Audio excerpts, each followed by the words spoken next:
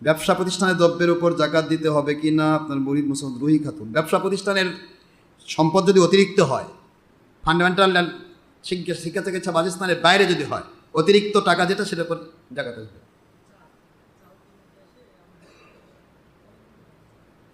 গরিব মানুষ যদি হয় যে ওটাই তার অবলম্বন, এটার ব্যাপার আছে। ব্যবসা এটা ধনীদের ব্যবসা, এটা গরিবদের ব্যবসা। গরিবের ব্যবসার উপর জাকাত আসবে না। গরিবের ব্যবসার উপর জাকাত, কারণ ওর মূলধনই 10,000 টাকা। মূলধনই হয়তো 52.5 ভরি স্বর্ণের দাম কত এখন, খুব বেশি তো নয়। যে 52 ভরি রৌপের দাম যেটা, এই পরিমাণ তার মূলধনই। এখন এই মূলধন সে ব্যবসা করতেছে, ওটা দিয়ে তার পরিবার মেনটেন হয়, এটার উপর জাকাত আসবে না। কথা কি বোঝা গেছে?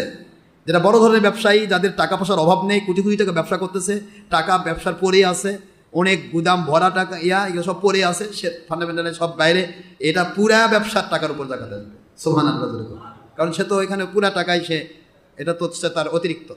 এই জন্য 1 বছর পর পর এটা জাকাত দিতে হবে।